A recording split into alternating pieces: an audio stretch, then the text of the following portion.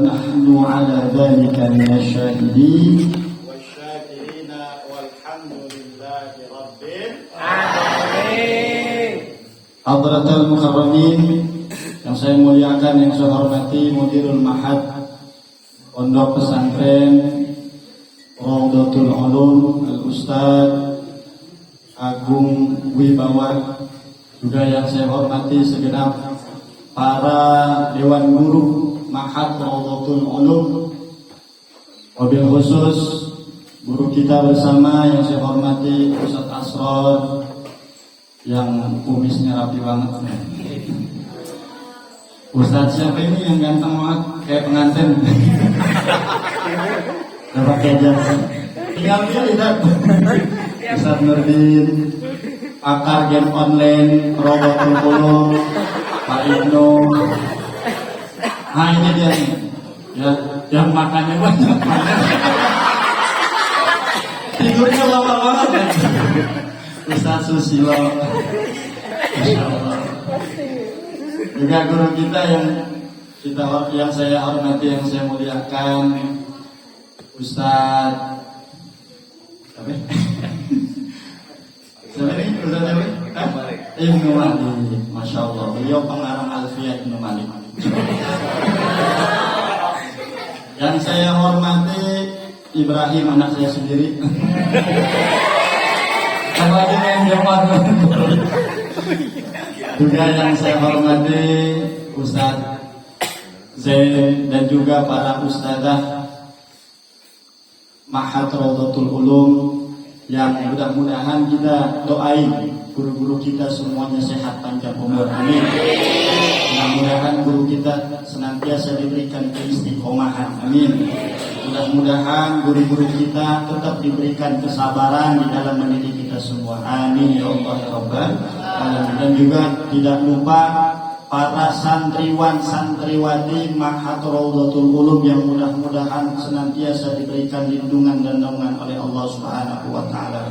Mudah-mudahan adanya para santriwan santriwati di sini oleh Allah Subhanahu wa taala diberikan kemudahan di dalam belajar, diberikan kemudahan dalam menghafal, serta dijadikan ilmunya menjadi ilmu yang berkah manfaat dunia sampai akhirat, amin ya Allah ya Rabbal.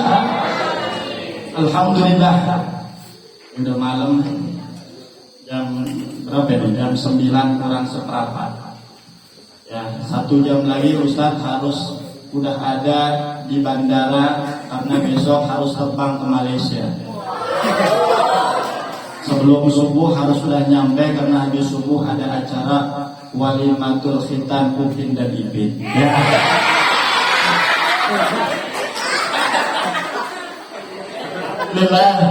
Ini malam adalah malam Milad Ponpes Raudhatul Ulum, Kemeru spesial momentum Akademi Raudhatul Ulum. Bismillahirrahmanirrahim. Tanggal pelaksanaan sampai 20 Mei.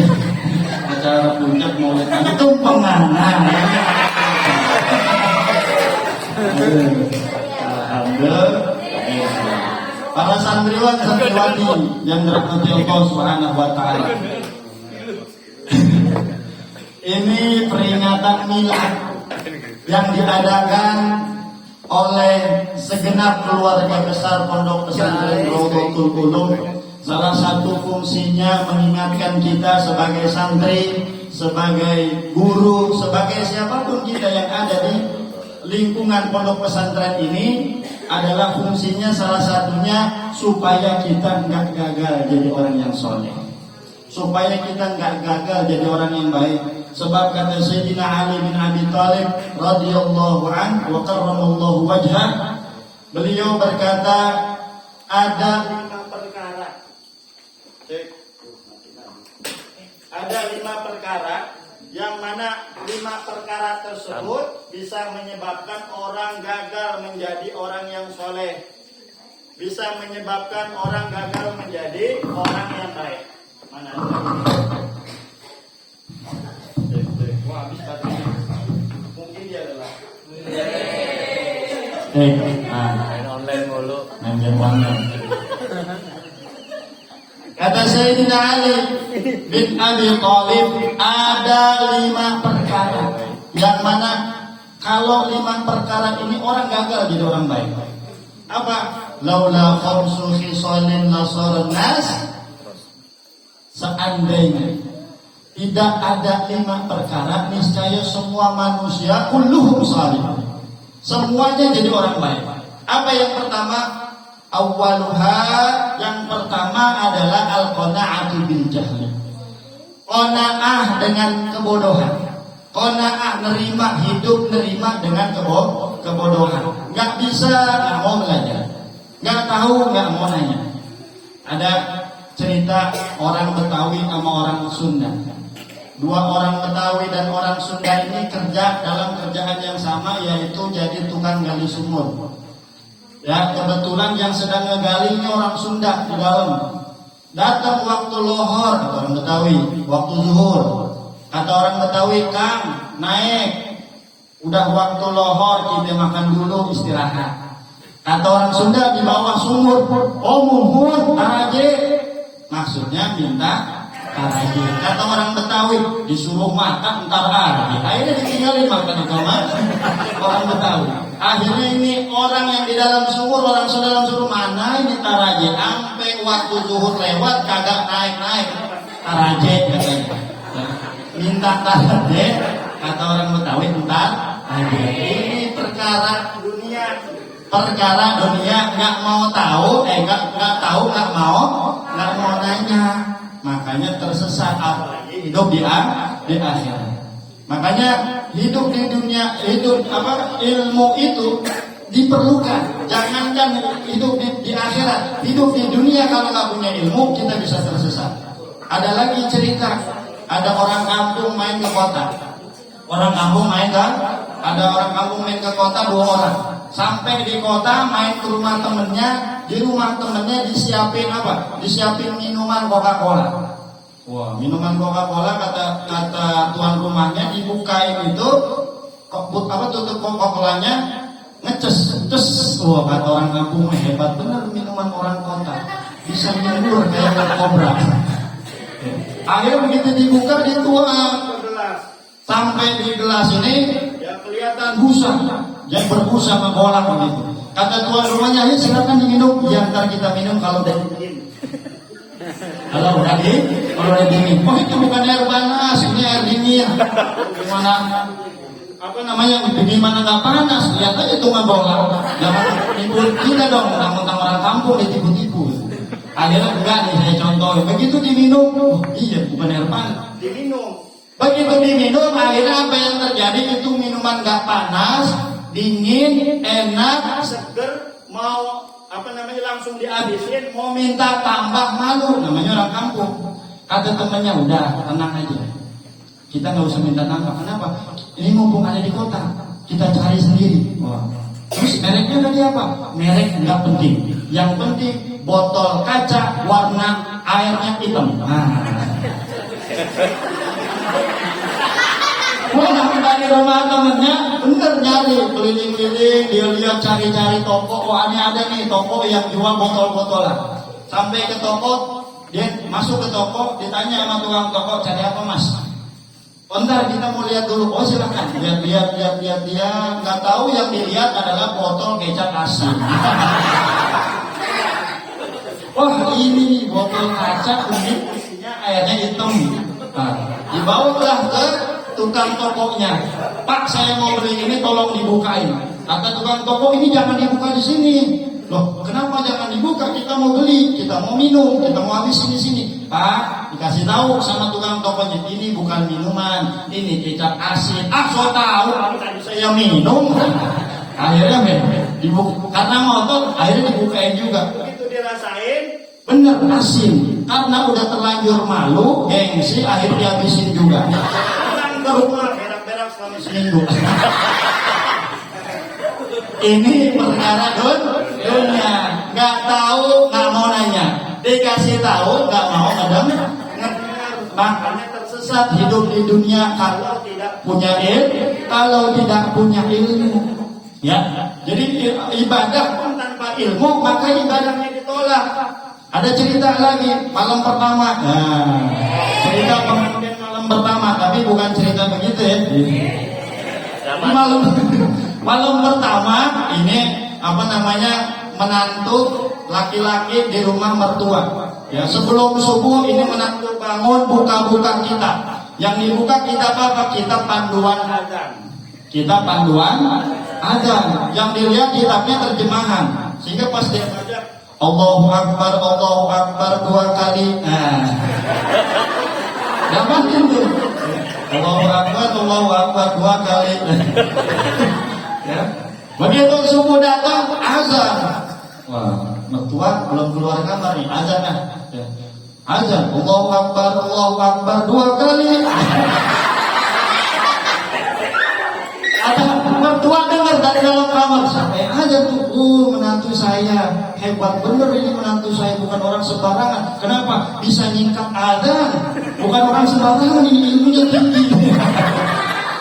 Akhirnya begitu azan selesai, ya ini menantu sholat. Apa namanya? Mertua baru datang, tanda orang mau ikut jamaah, ditepuk pundaknya. Tahu mertuanya ada di belakang, baca Fatihahnya dibagus-bagusin. Ya.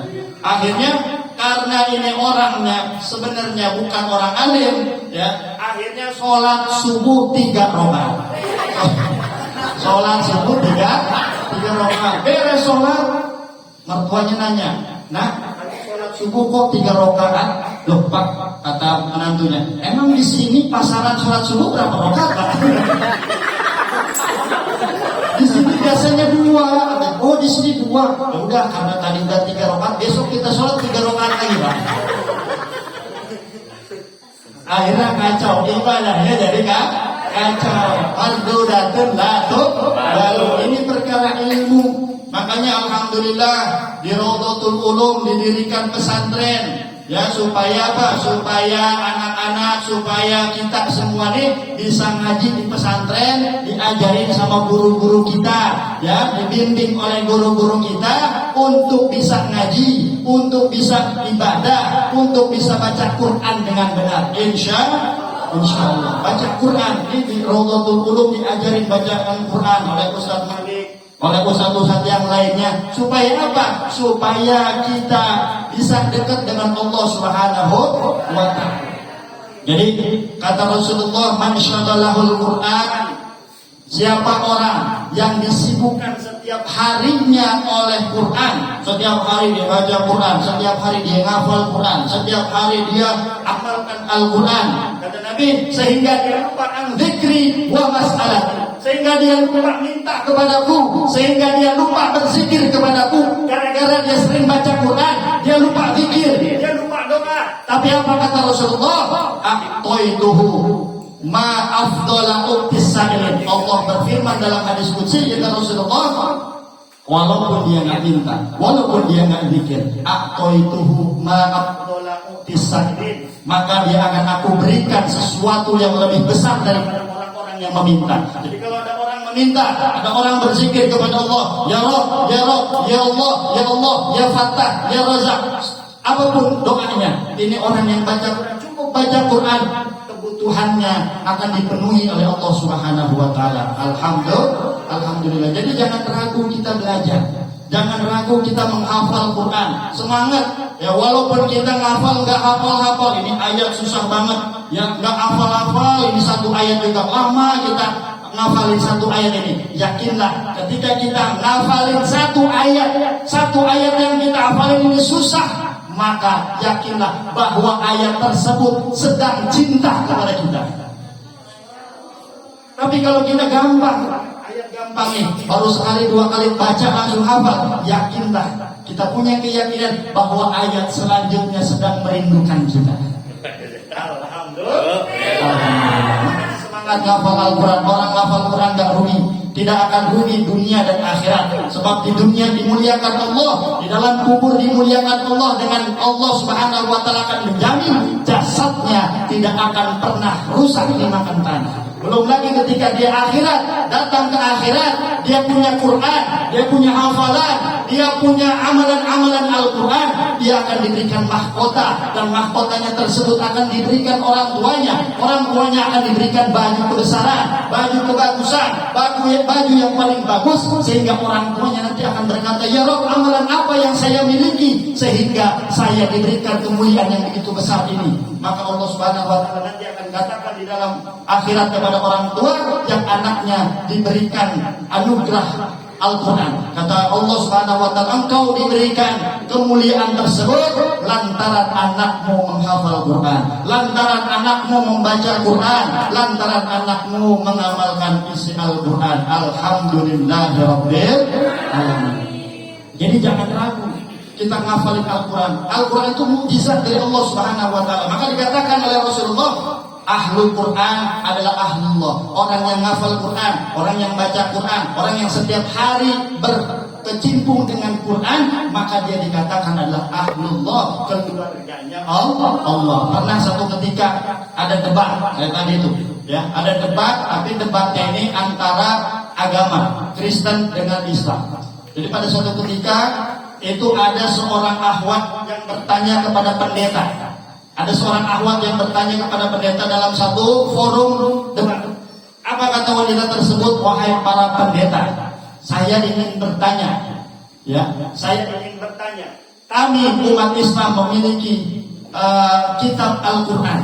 Ya, kitab Quran ini banyak dihafal oleh umat Islam. Bahkan jutaan yang hafal di dunia ini yang hafal Quran. Ya, bahkan anak-anak kecil itu banyak yang hafal walaupun belum tahu makna dan maksudnya, tapi mereka hafal. Yang saya ingin tanyakan, ada nggak orang di dunia ini yang hafal Alkitab? Ada nggak orang yang hafal Alkitab? Maka pendeta tersebut ngomong, dijawab oleh pendeta tersebut, saya jawab, di dunia ini nggak mungkin ada orang yang hafal Alkitab, Injil. Di dunia ini nggak mungkin ada orang yang hafal Alkitab. Kenapa? Karena Alkitab itu adalah buku yang sangat tebal, sedangkan Quran adalah buku yang tipis. Jadi Quran disebut buku yang tipis. Mendengar jawaban ini, ada seorang mu'alaf bernama almarhum Ustadz Ihsan Mokobinta. Beliau wafat kurang lebih di tahun 2000 berapa lalu Pak?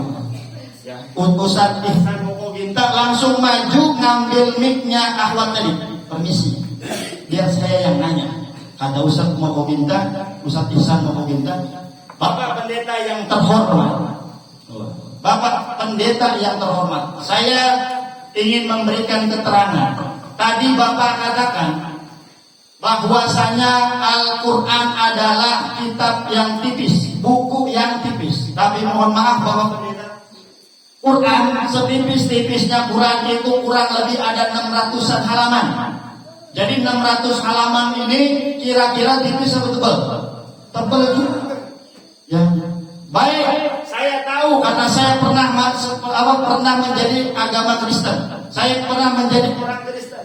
Alkitab memang buku yang sangat tebal karena kurang lebih ada 66 kitab. Yang saya ingin tantang pada hari ini, ada enggak di antara antum-antum, di antara kalian para pendeta yang hafal satu surat saja dari Alkitab? Kalau ada yang hafal satu surat saja, maka saksikan oleh kalian bahwa saya hari ini akan kembali masuk ke dalam agama Kristen. Ditantang begitu, bengong semua. Ya, diam semua. Atau kalau pendeta nggak ada yang hafal, audiens para jemaat, ya jemaat dari kalangan Kristen, silahkan kalau ada yang hafal satu surat saja, maju. Maka saya akan buktikan hari ini saya akan masuk Kristen kembali. Suasana jadi tegang. Ya, umat Muslim ini pada tegang. Kenapa? Jangan-jangan memang ada di antara mereka yang hafal satu surat saja daripada Alkitab. Ternyata apa yang terjadi? Dijawab oleh para pendeta. Mohon maaf Bapak Ihsan, kami umat Kristiani memang tidak menghafalkan Alkitab, tapi kami mengamalkan isinya. Dijawab lagi, mohon maaf Bapak pendeta, kalau cuma mengamalkan, kami juga mengamalkan, tapi kami juga menghafalkan. Akhirnya apa? Begini, Bapak pendeta yang terhormat, saya turunkan tantangan saya kepada titik yang terendah. Gak usah satu surat, satu lembar bolak-balik ada yang hafal, tepat dengan titik dan komanya. Kalau ada di antara Bapak Pendeta atau di antara audiens yang hadir di sini, saksikan saya hari ini akan kembali ke dalam agama Kristen. Kata Pak Ihsan Mokoginta, satu lembar bolak-balik. Ini umat muslim yang hadir ini udah ketar-ketir. Ya, karena cuma satu lembar. Sedangkan para pendeta ini gelarnya ada yang doktor, ada yang macam-macam, ada yang S2, S3, S4, S5, S6. Ya, pokoknya gelar-gelar banyak. Ya, umurnya juga sekitar 50 sampai 60 tahun. Ini orang bukan sembarang orang. Ya, sudah kiainya orang-orang Kristen. Ya sudah ngabuya orang Kristen ini. Akhirnya apa yang terjadi? Satu pun gak ada yang bisa menghafal Alkitab walaupun satu lembar bolak-balik pas titik komanya. Akhirnya apa yang terjadi? Kenapa? Tahu gak Anda semua? Kenapa gak ada yang sanggup menghafal Alkitab? Karena Alkitab itu bukan wahyu Allah yang sekarang dimurnikan. Alkitab itu tidak mengandung mukjizat. Walaupun bahasanya bahasa Indonesia, tapi ternyata nggak ada yang sanggup untuk menghafalnya. Coba lihat Quran, bahasanya bahasa Arab. Kita orang Indonesia ngerti juga nggak ngerti, itu ya. Tapi mereka banyak yang hafal. Kenapa? Mereka mudah untuk menghafalkan. Kenapa? Karena Al-Quran adalah mukjizat Allah Subhanahu wa Ta'ala yang diturunkan kepada Nabi kita Muhammad sallallahu alaihi wasallam. Maka jangan ragu ketika kita menghafal Al-Quran. Orang yang menghafal Al-Quran akan bersama para malaikat. Orang yang menghafal Al-Quran akan bersama Rasulullah. Orang yang menghafal Al-Quran akan dianggap sebagai ahlullah, keluarganya Allah. Alhamdulillah rabbil alamin. Maka mudah-mudahan ya di malam milad ini mengingatkan kita kembali milad, hari lahir. Mudah-mudahan di malam hari lahir ini kembali semangat kita lahir untuk menghafalkan Al-Quran lebih semangat lagi. Amin. Kembali semangat kita besok untuk belajar lebih semangat lagi. Amin.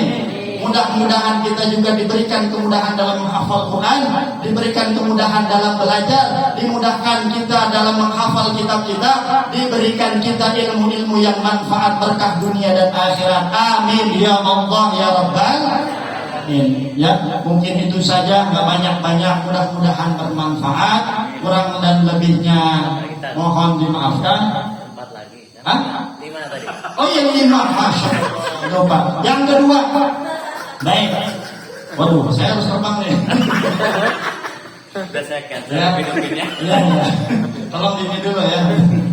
Yang kedua, kalau kita tidak mau gagal jadi orang yang soleh. Yang kedua, ya. Yang kedua adalah jadi lupa dong. Yang kedua adalah al-hirsu ala dunia. Demen banget sama dunia. Dunia dicari-cari. Bahkan kadang-kadang orangnya belum mandi, dunianya udah dimandiin. Apa? Burung dimandiin. Burungnya belum dimandiin. Mobil belum mandi. Orangnya belum mandi, mobilnya udah mandi. Motornya udah mandi, orangnya belum mandi. Dunia dicari-cari. Bahkan kadang-kadang lupa sama akhirat, lupa sama ibadah, lupa sama sholat, lupa sama ngaji, lupa baca Quran, lupa sama zikir, lupa meminta Allah Subhanahu wa Ta'ala. Kadang-kadang juga bukan cuma lupa sama ibadah, tapi kadang-kadang lupa sama makan. Orang yang mencari dunia, demen sama dunia, kadang-kadang lupa sama makan. Padahal dia tukang nasi, tapi kelaparan, kan aneh. Ya, kalau tukang sepatu kelaparan wajar, katanya belum ada yang beli. Ini tukang nasi, tukang warteg, tukang nasi padang kelaparan, nggak sempat makan. Kenapa? Dari dunia, akhirnya duitnya terkumpul, dia sakit. Berobat ke sini, ke sono, ke sini, ke sono, ke sini, duitnya habis. Makanya makhluk yang paling aneh itu adalah manusia. Kenapa? Mereka rela mengorbankan uang dan mereka rela mengorbankan kesehatan demi uang, dan kalau udah sakit mengorbankan uang demi kesehatan. Bingung apa enggak? Bingung. Makanya hati-hati, dunia ini menipu. Wamal hayatud dunya illa mata'un. Ya, jadi dunia itu hanya menipu. Dulu waktu kita masih kecil, lucu apa enggak? Lucu. Sekarang lihat Ustaz Nasron, masih lucu apa enggak? Hah? Masih ya. Dulu waktu Ustaz muda mirip Aldi Virus. Nah, sekarang mirip. Ya. Jadi dunia itu menipu. Ya, yang perempuan masih muda mirip sama Ayu Ting Ting. Udah tua mirip sama Mak Lampir. Itulah dunia menipu. Ya. Makanya kita jangan terlalu demen sama dunia. Ya.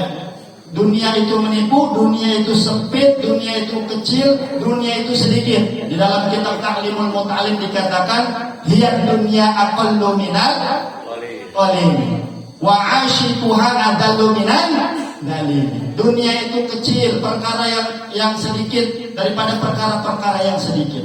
Dunia itu orang-orang yang cinta kepada dunia itu tertipu sehingga mereka akan masuk ke dalam akhirat dalam keadaan yang sangat yang sangat sengsara, yang sangat kebelangsak, yang sangat pokoknya acak-acakan. Ya. Itu yang kedua, al-hirsu 'ala dunya. Yang ketiga, jangan sampai kita gagal menjadi orang yang soleh. Kenapa? Asyuhu 'alal fadli. Yang pelit terhadap apa yang kita punya. Jadi orang kaya itu bagus, jadi orang kaya itu baik, tapi nggak mau sedekah, ini yang nggak rusak. Gagal dia jadi orang yang baik, gagal dia jadi orang yang soleh. Makanya kalau kita punya harta, yang ada pondok pesantren yang sedang membangun, bantu. Ada pondok pesantren yang kena musibah, bantu. Ada majelis-majelis taklim yang sedang membutuhkan dana, bantu. Itulah orang kaya yang diberkahi oleh Allah Subhanahu wa taala. Maka kalau kita punya kekayaan, ya nanti yang perempuan punya suami orang kaya, dibeliin gelang kayak pelek becak misalkan, ya, dibeliin antik kayak pelek kayak ban truk misalkan, ya terpoleng, dipakai semua.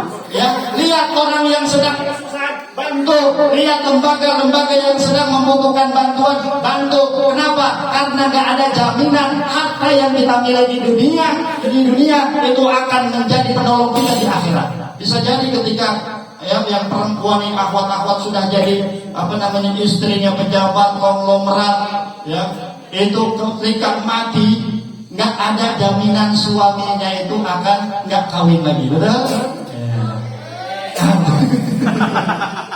Ya pasti kawin lagi. Jadi dulu gelang yang kita punya, ya dulu anting yang kita punya, ya itu kan mungkin dijual buat bantu pesantren, nggak ada jaminan. Ya nggak ada jaminan. Kenapa? Dijual buat apa? Buat kawin lagi. Akhirnya sisanya dipakai sama siapa? Dipakai sama bini yang baru lagi. Itu cinta kepada dunia, orang yang syuhu 'alal fadli, pelit terhadap apa yang kita punya. Kemudian yang keempat, kita gagal menjadi orang kaya kalau kita beramal, ya amal kita disertai oleh riya.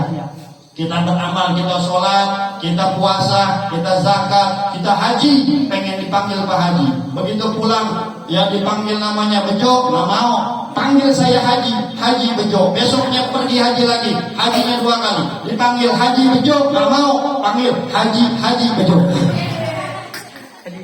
Ya, hajinya 10 kali, capek orang mau manggil.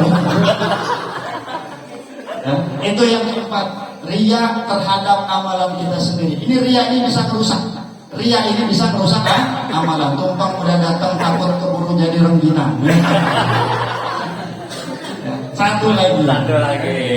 Yang nggak boleh kita jadi orang gagal itu, jangan sampai kita gagal jadi orang baik itu adalah al-ijabu birra'yi, bangga dengan pendapat kita sendiri. Tadi itu ada debat, tapi jangan masing-masing kemudian membanggakan pendapat sendiri, tapi cermat juga pendapat orang lain. Bisa jadi orang lain lebih benar daripada kita tidak lebih benar daripada orang lain. Maka Al-Imam Al-Ghazali mengatakan yang bagi Allah tanzuru ila ahadin illa wa tara.